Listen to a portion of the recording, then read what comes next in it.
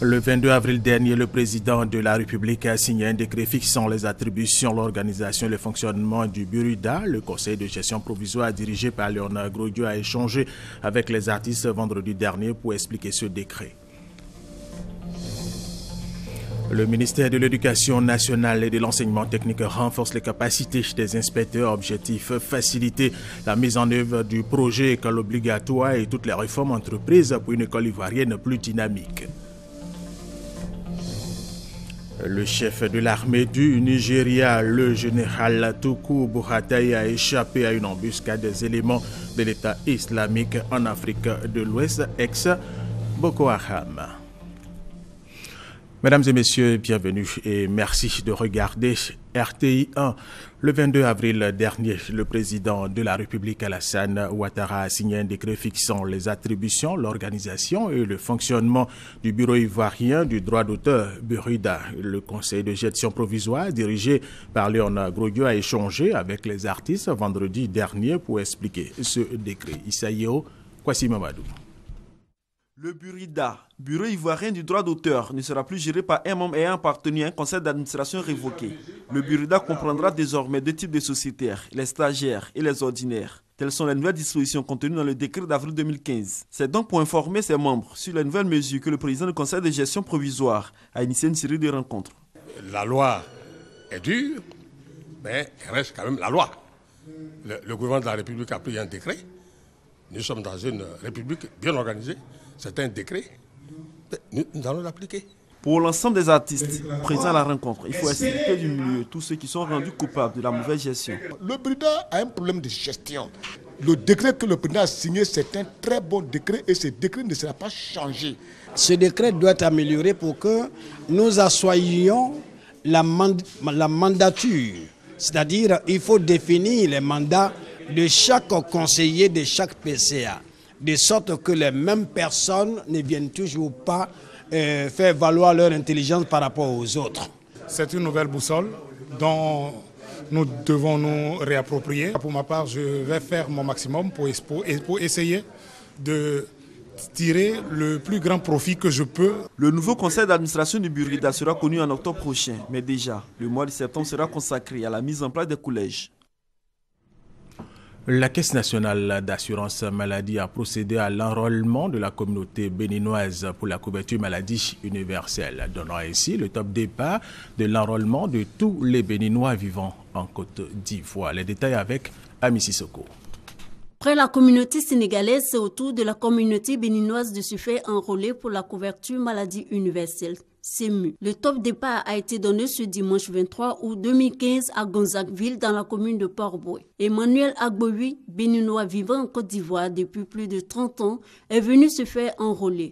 Connaissant déjà les avantages de cette assurance maladie, il n'a pas voulu laisser ses petits-enfants en marge de cette opération. Ce sont mes petits-enfants. Le grand-père ne peut pas se permettre de faire un truc comme ça et puis les laisser à la maison. Moi, je peux ne pas être là et puis ils sont seuls à la maison. Si quelque chose se passe, l'autre peut prendre l'autre et ainsi de suite, aller à l'hôpital.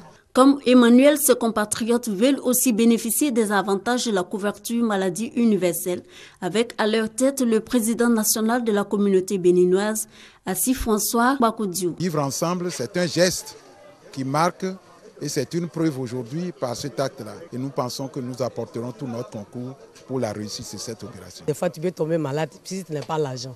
Tu as fait comment? On dit si tu as une carte là dans la main, si tu vas, on trouve carte là dans ta main, ils vont te soigner. C'est pas cher, ils ont dit par mois, c'est 1000 francs. Seule la carte consulaire permet aux étrangers de se faire enrôler. L'opération est gratuite et obligatoire pour l'ensemble des populations en Côte d'Ivoire. Tous ceux qui seront recensés, enrôlés, auront un numéro de sécurité sociale.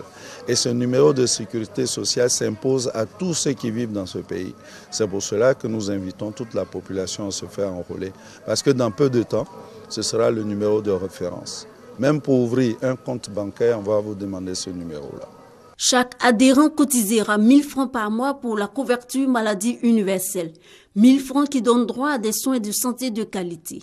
Et le patient ne paiera que 20 ou 30% de sa facture. À ce jour, seul 40% de la population est enrôlée selon la Caisse nationale d'assurance maladie. On reste en santé. Le maire de la ville de Grabo, située dans la région de San Pedro, a offert une ambulance médicalisée au centre de santé urbain de cette localité. On en parle avec Kwasi Mamadou. Une ambulance de type 4x4, toute neuve, pour le centre de santé urbain de Grabo, localité située au sud-ouest de la Côte d'Ivoire. Ce véhicule médicalisé d'une valeur de 40 millions de francs CFA vient mettre fin à 10 ans de calvaire des populations. Car les malades de cette localité étaient transportés à moto ou dans des véhicules de transport de produits agricoles pour les évacuations sur Tabou ou San Pedro. Le maire de la ville de Grabo, à travers ce geste, veut contribuer à l'amélioration des conditions de vie de ses administrés. Martin Dogboyu n'entend pas s'arrêter à l'ambulance. Il compte mener d'autres actions en faveur des jeunes et des femmes pour leur prise en charge socio-économique. Joignant l'acte à la parole, le maire a octroyé une subvention de 6 millions de francs CFA à plusieurs couches sociales de Grabo. Des actions saluées par le sous-préfet de Grabo et le chef du district sanitaire de Tabou. Pour eux, ce dont va réduire le taux de mortalité enregistré dans le secteur et aussi contribuer à la prise en charge des jeunes et des femmes. Ils ont invité les populations à fréquenter les centres de santé. C'est en 1998 que le dispensaire de Grabo a été érigé en centre de santé urbain et dispose de plusieurs services, dont un laboratoire d'analyse médicale et une maternité. Les populations du village de Gbangbossou dans la commune de Didiévi sont soulagées. Le centre de santé rural bénéficie de matériel médical et de médicaments de premiers soins. Le don est d'un cadre de la région et de ses partenaires de France. Kwasi Mamadou. Les populations du village de Gbangbossou dans la commune de Didiévi en fête. Leur centre de santé bénéficie de matériel médical et de médicaments de première nécessité, ainsi que de climatiseurs et de meubles de rangement. En plus de ces dons, d'une valeur de 5 millions de francs CFA, les populations souffrant de la hernie et du goitre sont également prises en charge gratuitement pour des interventions chirurgicales à Abidjan. L'initiative est de Patrice Kanté Kofi, soutenue par l'Association de la Loire, basée en France. À travers ce geste, ils veulent contribuer à l'amélioration des conditions de vie de leurs parents, surtout ceux des zones rurales. Outre ces dons, Patrice Kanté Kofi et ses partenaires permettent au centre de santé de Gbangbossou de bénéficier de l'électricité, car c'est à l'aide d'une lampe de poche que la sage-femme de Gbangbossou menait ses activités la nuit tombée. Les populations ont exprimé leur gratitude aux donateurs avant de faire la promesse d'en faire bon usage. Avant Gbangbossou, Patrice Kanté Kofi et ses partenaires étaient à Ndakwasikro, un autre village de Didiévi, où des dons d'environ 5 millions de francs CFA ont été faits, ainsi que la prise en charge de plusieurs malades de la hernie et du goitre. Allez, tout à fait autre chose. Le ministère de l'Éducation nationale et de l'enseignement technique renforce les capacités des inspecteurs. Objectif, faciliter la mise en œuvre du projet école obligatoire et toutes les réformes entreprises pour une école ivoirienne plus dynamique. Vénance Emmanuamien. Un pilotage du système éducatif pour une école émergente. C'est le thème du séminaire qui a réuni 40 inspecteurs généraux et inspecteurs de l'enseignement secondaire ici à Abidjan. Pendant 5 semaines qu'a duré cette formation, les participants ont été instruits, entre autres, sur les missions de l'inspecteur, les problématiques de changement et le pilotage du système éducatif. Le souci de ce séminaire, c'était surtout de donner certaines compétences aux inspecteurs, de sorte qu'ils puissent faire face aux réformes à venir. Une formation de qualité parce que tout au long de cette session, nous avons reçu des modules de formation pour nous outiller à être plus efficaces, plus performants pour mieux exercer nos missions d'inspecteurs. Le ministère de l'Éducation nationale et de l'enseignement technique veut désormais une inspection davantage orientée vers le conseil et l'encadrement plutôt qu'une inspection des sanctions. En initiant donc ce séminaire, il veut redéfinir les missions de l'inspection générale en tant que structure de pilotage de tout le système éducatif. In fine, il s'agit de faire en sorte de minimiser les déperditions au cours du cursus scolaire des apprenants afin de rendre le système éducatif plus performant et plus compétitif. Ce séminaire a été financé par le projet d'urgence d'appui à l'éducation de base de la Banque mondiale et a également bénéficié de l'appui technique de l'Université du Québec à Montréal. Ainsi, 13 professeurs titulaires de cette université se sont succédés pendant ces 5 semaines de formation. Fin de la colonie de vacances d'État initiée par le ministère délégué auprès du président de la République chargé de la promotion de la jeunesse et de l'emploi des jeunes. À cette occasion, les enfants ont plaidé pour des élections apaisées en Côte d'Ivoire. Les 158 colons venus de différentes localités du pays ont communié avec le ministre Sidi Itouré, Maria Kobi, Léon Broukwame, RTI Boaké. Fin de séjour des enfants de 5 à 13 ans dans le cadre de la colonie de vacances d'État, les participants partent de Bouaké non sans appeler à des élections apaisées. Considérons que nous voulons prendre notre place dans la vie de la nation, de la conduite de la Côte d'Ivoire à l'émergence de l'horizon 2020. Nous, les enfants, appelons nos parents à des élections apaisées, sans violence et à l'acceptation de tous les résultats issus des urnes. La colonie de vacances d'État est une initiative du ministère délégué auprès du président de la République chargé de la promotion de la jeunesse et de l'emploi jeune pour créer un cadre propice pour des vacances saines, utiles et agréables pour enfants de milieux défavorisés. 158 à cette édition 2015, ces enfants ont le soutien du ministre Sidi Touré. Nous avons entendu ce cri de cœur et j'espère que ce cri de cœur sera entendu de tous et que nous irons à ces élections apaisées, la main dans la main, et que le vaincu célèbre le vainqueur. Sidi Touré, qui s'engage à pérenniser la colonie de vacances d'État, a visité des stands pour s'imprégner des créations des participants. Ont aussi meublé la clôture de l'édition 2015, chants et danses traditionnelles des enfants, en union avec le ministre délégué auprès du président de la République, chargé de la promotion de la jeunesse et de l'emploi des jeunes. En vue de lever tous les préjugés dont fait l'objet l'égalité hommes et femmes dans les lieux de culte et les zones rurales, des chefs religieux et coutumiers prennent part depuis vendredi à un atelier qui les instruit sur les opportunités que présente l'égalité des sexes pour la société ivoirienne. Fatou Fofana. Égalité homme-femme, des progrès ont été faits, mais ce n'est pas encore une réalité sous nos cieux. Et pour cause... Parmi les arguments qui sont évoqués, on nous fait dire que c'est les pesanteurs socioculturels, c'est les garants de la tradition, ou bien les religions ont une part de responsabilité. Moyen alors trouvé par le groupe des organisations féminines pour l'égalité hommes-femmes afin de lever tous ces préjugés, expliquer aux chefs coutumiers et religieux le bien fondé de l'égalité de traitement et des chances entre l'homme et la femme dans la société. Question de les associer à cette lutte. C'est une rencontre qui est stratégique, qui est le début d'un partenariat. Nous pensons qu'à l'issue de cet atelier, que certainement on va aboutir à la mise en place d'une plateforme de travail entre les religieux et les chefs traditionnels. Et puis bon, on va faire une feuille de route pour laquelle nous allons chercher des financements pour mettre à disposition de ces deux groupes pour faire le travail en leur sein et dans leur communauté. Un partenariat déjà scellé si l'on s'en tient aux réactions des participants à cette rencontre. Nous allons lancer un appel pour soutenir les organisateurs de cet atelier.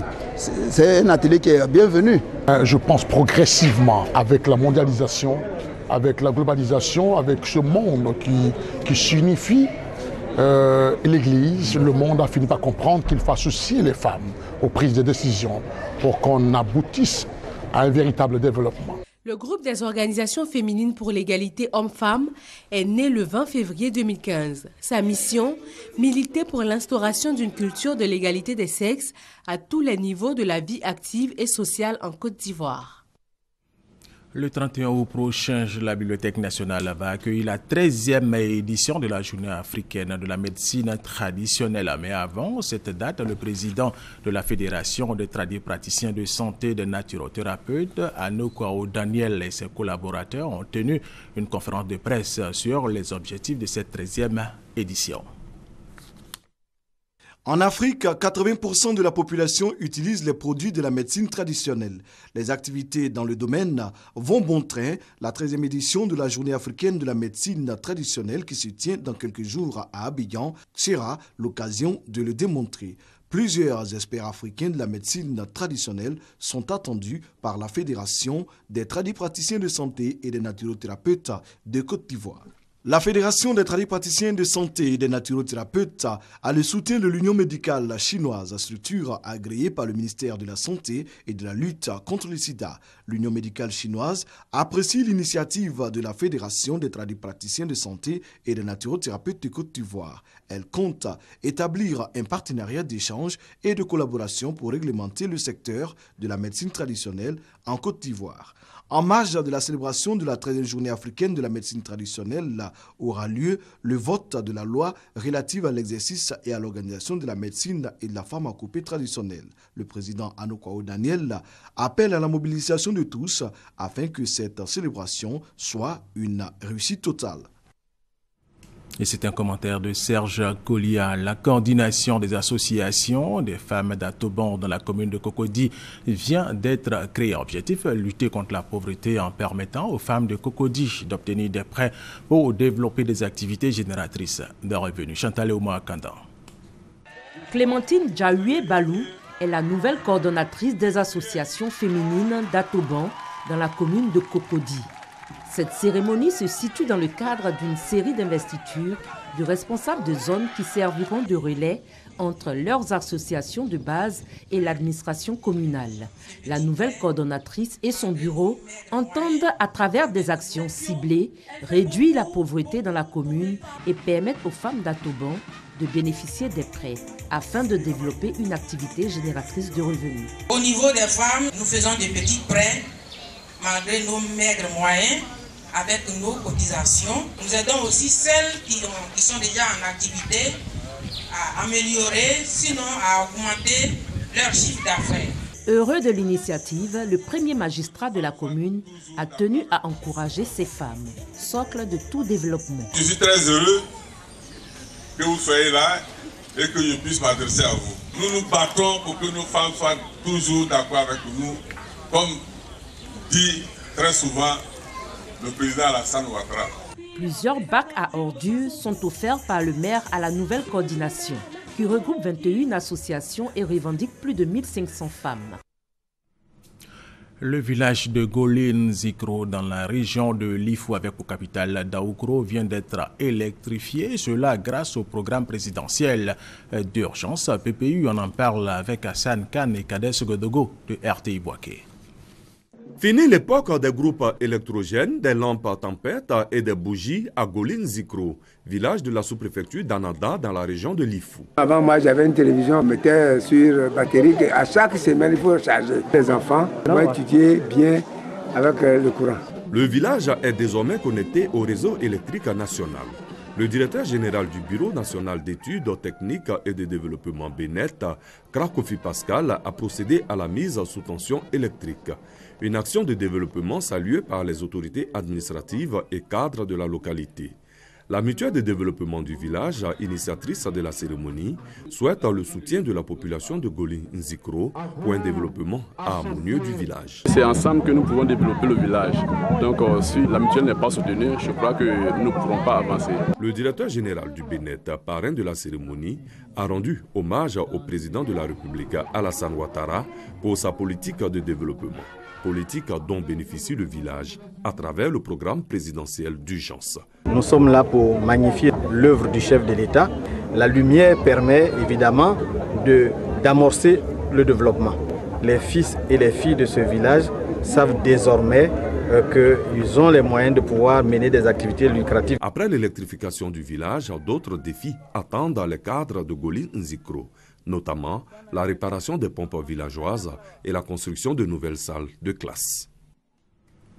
Les membres de l'Alliance nationale des transporteurs et conducteurs du Rassemblement des Oufouettistes pour la démocratie et la paix RHDP étaient ce week-end dans la région de la Nawa Soubré pour mobiliser leurs partisans. Objectif, œuvrer pour la victoire du candidat Alassane Ouattara à la prochaine élection présidentielle. Témoin pour RTI 1, Sidonie Waka Davila. La roue des conducteurs et transporteurs, issue de l'Alliance nationale des transporteurs et conducteurs RHDP, continue de tourner. Elle a marqué son 12e arrêt à Soubré. Ils sont venus de toutes les contrées de la région de la Nawa pour témoigner toute leur reconnaissance au président de la République pour ses actions de développement, particulièrement pour les infrastructures routières. Nous, les acteurs du secteur du transport, qui sommes des opérateurs privés, qui bénéficions des bienfaits de la paix et de la stabilité, nous sommes mis ensemble dans le cadre d'une grande alliance pour véritablement sillonner l'ensemble du pays. 1, pour sonner la mobilisation. 2, pour faire en sorte qu'au soir du 25 octobre, le taux de participation soit élevé et que le scrutin se fasse dans un climat apaisé. En vue de l'atteinte des objectifs fixés, ici à Soubré, les transporteurs et conducteurs sont mobilisés pour mener des actions en synergie. Nous, transporteurs, nous sommes assignés, on s'est engagés.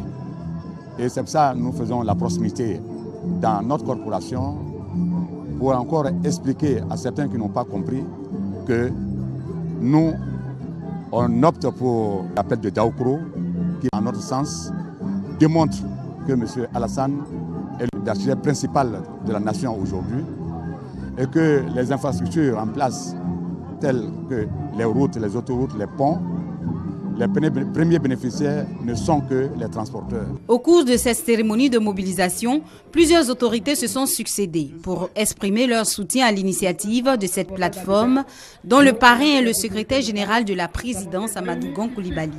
Prochaine étape de cette tournée, la région du Tonkwi. L'ultime étape se fera à Yamoussoukro en présence de 2 personnalités importantes. Le président Alassane Ouattara, candidat de l'émergence comme il appelle, et le président Henri Konan Bédié, le père de l'appel de Daoukro.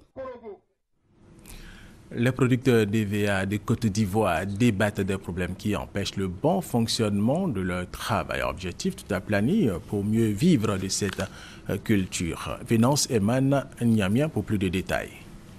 La Côte d'Ivoire, premier pays africain producteur de caoutchouc naturel et 8e au niveau mondial. Afin de conserver sa place de leader africain, le conseil d'administration de la Fédération nationale des sociétés coopératives d'EVA de Côte d'Ivoire a initié cette rencontre pour débattre des problèmes qui minent le secteur.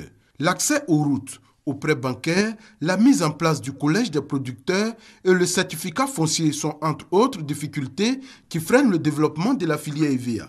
Dans des zones, on n'a pratiquement pas de clients qui veulent acheter normalement notre production.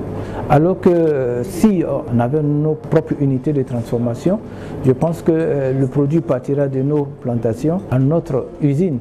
Et donc, notre souhait, nous mettions en place notre unité de production. Étant membre de l'Alliance coopérative internationale d'EVA, le conseil d'administration de la Fédération nationale des sociétés coopératives d'EVA, par la voix de son premier vice-président, s'est réjoui de la décision prise par le chef de l'État lors de sa visite d'État à Grand Laou. Une décision qui permettra la stabilisation de la filière par l'augmentation du prix du kilogramme et l'amélioration des conditions de travail et de vie des producteurs d'EVA. Toujours selon Adi Isaac, cette décision est désormais appelée l'appel de Grand Laou. La page religion de cette édition, du 8 au 18 août dernier, un groupe de chrétiens ivoiriens effectue un pèlerinage en terre sainte d'Israël. Ces pèlerins ont visité les lieux saints et prié pour des élections apaisées en octobre prochain. Serge Kolia. Pèlerinage en terre sainte d'Israël, moment de communion avec Dieu, instant d'édification de sa foi. Les pèlerins ivoiriens sont venus s'inspirer du témoignage de vie de Jésus-Christ. 10 jours durant, ils ont visité des lieux saints. Un séjour marqué par d'intenses prières pour la paix et pour des élections apaisées en Côte d'Ivoire. Nous avons prié pour le changement comportemental de tous les Ivoiriens. Nous avons prié même pour nos ennemis, pour que Dieu puisse apporter la conversion dans le cœur de nos ennemis, afin que nos ennemis deviennent nos amis. Je voudrais me faire l'écho de la gratitude de M. le ministre pour toutes les prières que vous avez bien voulu former à l'endroit de la cohésion sociale, de la réconciliation nationale et à l'endroit des autorités de notre pays. Il y a d'autres vagues qui vont suivre dans le cadre de ce pèlerinage-ci et profiter de l'occasion pour réitérer l'offre de disponibilité de la Direction générale des cultes à l'endroit de toutes les communautés religieuses sans exclusion aucune. De retour en Côte d'Ivoire, ces pèlerins, forts de leur séjour riche en enseignements, ont dit merci au chef de l'État, le président Alassane Ouattara, et au ministre d'État, ministre de l'Intérieur et de la Sécurité, Ahmed Bakayoko, pour ce séjour gracieusement offert aux chrétiens. Merci au président de la République qui a bien voulu, à travers le ministère d'État, ministère de l'Intérieur et de la Sécurité, à travers la direction des cultes, nous permettre de faire partie des privilégiés. Pendant ces 10 jours, nous avons prié avec foi. Nous avons prié avec une grande intention. Les pèlerins ont également adressé des mots de remerciement au directeur général des cultes, Messamba Bamba, pour la bonne organisation de ce pèlerinage. Merci Seigneur pour tous tes bienfaits. La communauté musulmane sénégalaise en Côte d'Ivoire vient d'organiser la 6e édition de la journée coranique, occasion pour prier pour des élections apaisées en octobre prochain ici en Côte d'Ivoire. Moussa Kodaté.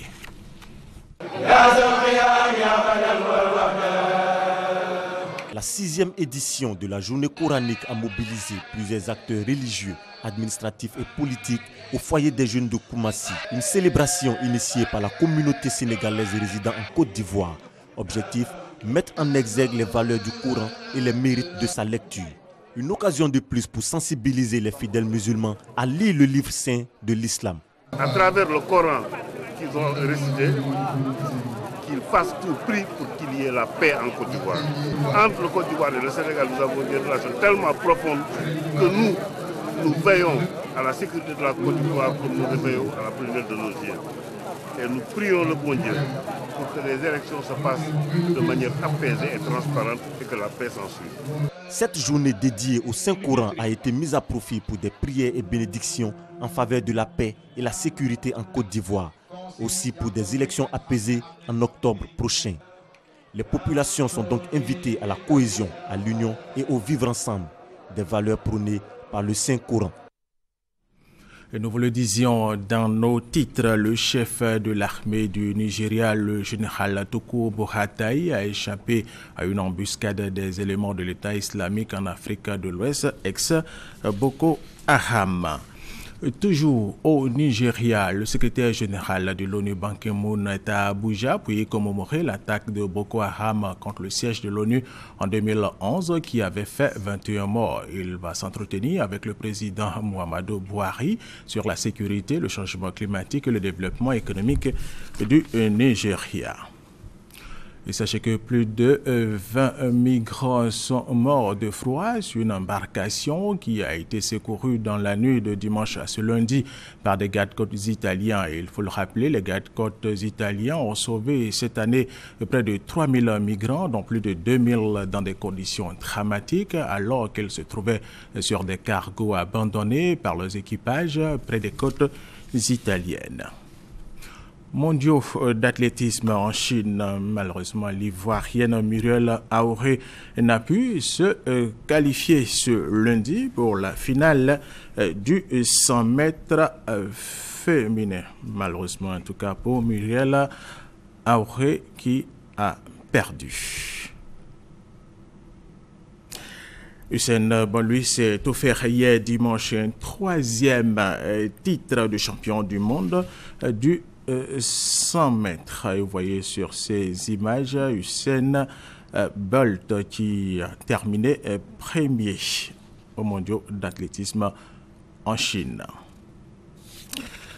Conduire une voiture sans voix ni entendre, c'est possible. En Pologne, un rallye automobile destiné aux personnes sourdes et aveugles leur permet de transcender le handicap. Regardez. Le conducteur de cette voiture qui zigzague n'est pas ivre. En revanche, il est sourd et aveugle. Sur le tarmac de l'aéroport international de Łódź en Pologne, une compétition insolite rassemble une vingtaine de pilotes dans le même cas. Chacun doit réaliser 2 tours chronométrés du circuit en étant guidé par un copilote valide. Sur les 19 participants, 12 n'avaient jamais conduit de voiture de leur vie et 7 l'avaient déjà fait avant de devenir handicapés. Certains sont totalement sourds et aveugles. Ceux qui voient ou entendent encore un peu portent des masques et des casques pour que tout le monde soit à égalité. Avant la compétition, les participants se sont entraînés pendant 2 jours. 3 auto-écoles intéressées par le projet ont mis à disposition un parking, 5 voitures et autant d'instructeurs. Ces derniers ont d'abord dû élaborer un langage basé sur le toucher pour communiquer avec les pilotes. Quand j'appuie sur la partie gauche de ton genou, tu tournes à gauche. Quand j'appuie sur la partie droite, tu tournes à droite.